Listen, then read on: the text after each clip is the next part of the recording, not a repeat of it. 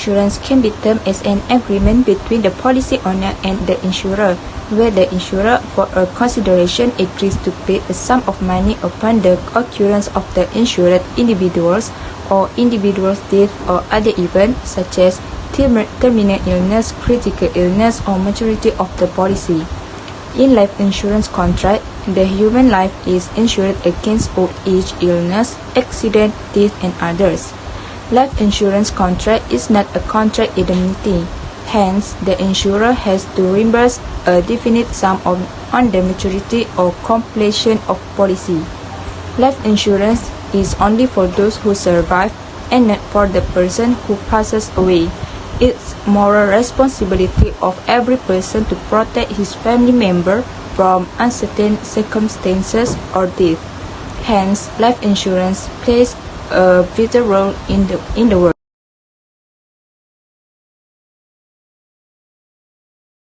Okay, first, term life insurance. Term life insurance is the most simplest and earliest form of life insurance contract, and is also known as a temporary insurance.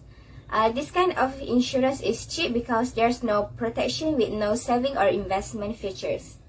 Period of insurance may be anything from 1 year, 5 years, or until the age of 55 years of the insured. There are two key features in term life insurance.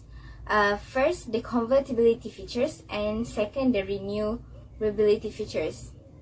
The convertibility features allows the insured to convert the policy into more permanent forms of insurance, such as whole life or endowment insurance before the term expires. Meanwhile, the renewability features, on the other hand, allows the policy to be renewed for additional periods without the evidence of the insurability. However, the premium is increased at each renewal and is based on the insured's attained age. Okay, the second type of life insurance, we have whole life insurance, and under whole life insurance we have two types. Life insurance, which is ordinary life insurance, and limited payment life insurance. Okay, first we go to ordinary life insurance. Okay, ordinary life insurance, known as straight life or continuous premium whole life. The policy provides lifetime protection or up to the age of hundreds, and the death claim is certain. The policy also has saving and investment features that provide cash surrender value benefits. Okay, next, limited payment life insurance. This kind of insurance has policy that provide lifetime protection with the premiums remaining level throughout the protection period. Okay, the premium, however, are paid only for a certain period, such as 10, 20, 25, 30 years, or until the insured reach the age of 65. Okay, lastly, endowment insurance. Okay, this kind of insurance has policy that combines insurance protection and saving elements.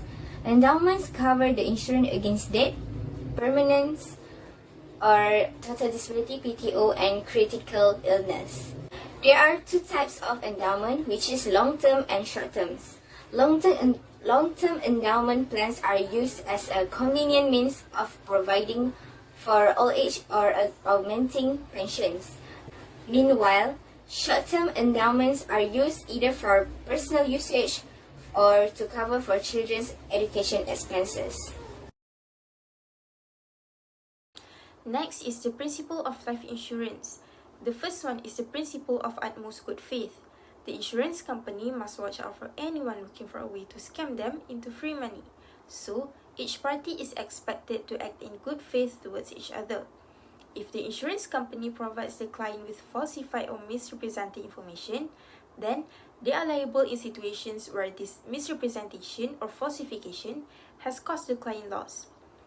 If the client have misrepresented information regarding subject matter or their own personal history, then the insurance company's liability becomes void. The second one is the principle of insurable interest. Insurable interest means that the subject matter of the contract must provide some financial gain by existing for the insured or policyholder.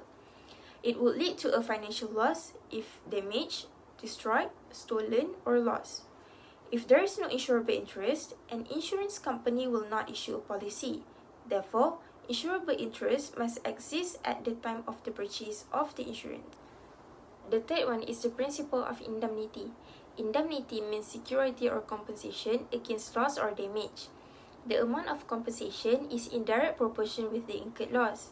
The insurance company will pay up to the amount of the incurred loss or the insured amount agreed on in contract, whichever is less. For example, if your car is insured for 5,000 ringgit, but damages are only 2,000 ringgit, you only get 2,000 ringgit and not the full amount. Insurance contracts are created solely as a means to provide protection from unexpected events and not as a means to make a profit from a loss. Therefore, the insured is protected from losses by the principle of indemnity, but through stipulations that keep him or her from being able to scam and make a profit. The fourth one is the principle of contribution. Imagine that you have taken out 2 insurance contracts on your car so that you are covered fully in any situation. Let's say that you have a policy with Insurance A that covers 30,000 ringgit in property damage and policy with Insurance B that cover 50,000 ringgit in property damage. If you end up in an accident that costs 50,000 ringgit worth of damage to your vehicle, then maybe about 20,000 ringgit will be covered by Insurance A and 30,000 ringgit by Insurance B. It's an extension of the principle of indemnity that allows proportional responsibility for all insurance coverage on the same subject matter. The fifth one is the principle of subrogation. The principle of subrogation enables the insured to claim the amount from the third party responsible for the loss. For example, if you get injured in a road accident due to a reckless driving of a third party, the insurance company will compensate your loss and will also sue the third party to recover the money paid as claim. Anything paid extra from the third party is given to the policyholder. So let's say your insurance company file a lawsuit with the negligent third party after the insurance company have already compensated you for the full amount of your damages. If the lawsuit ends up winning more money from the negligent third party than they paid you, they will use that to cover court costs and the remaining balance will go to you. The sixth one is the principle of proximate cause. This principle is applicable when the loss is the result of 2 or more causes. When buying your insurance policies, you will most likely to go through a process where you select which of your property that will be covered for and which ones that will not. This is where you are selecting which proximate causes are covered. If you end up in an incident, then the proximate cause will have to be investigated so that the insurance company validates that you are covered for the incident. Lastly, the principle of loss minimization. Insurance contracts shouldn't be about getting free compensation every time something bad happens. Therefore, a little responsibility is bestowed upon the insured to take all measures possible to minimize the loss. Here, 4 benefits of life insurance. First, provide life cover and financial security. The money from the life insurance policy can act as a safety net and make sure that your family's goals in life do not change. The second one is prevent loan burden. Loans may be repaid without risking family assets or organizing finance. The third one is offer tax benefit as a per income tax. Life insurance premium may be deducted up to Rs 1.5 lakh annually under Section 86. Fourth one is supplement your retirement goals. With annuity-based life insurance, you may prepare for a safe retirement. In conclusion, insurance is a large investment and you will most likely purchase multiple policies throughout your lifetime. It's essential that you know what each type of insurance covers and how it works so you can make the best decision about what to buy. Do not base your decision on just what is cheapest, but look at what it provides. Take the time to shop around and find the right insurance for your situation. People often say they cannot afford insurance, but the reality is that they cannot afford not to have it. It can save them from thousands or more dollars in unplanned expenses when unexpected situations arise. You do not want to waste your money on policies that do not meet your needs, but the right insurance policy can protect you and your family from unforeseen disasters. That's all from us. Thank you.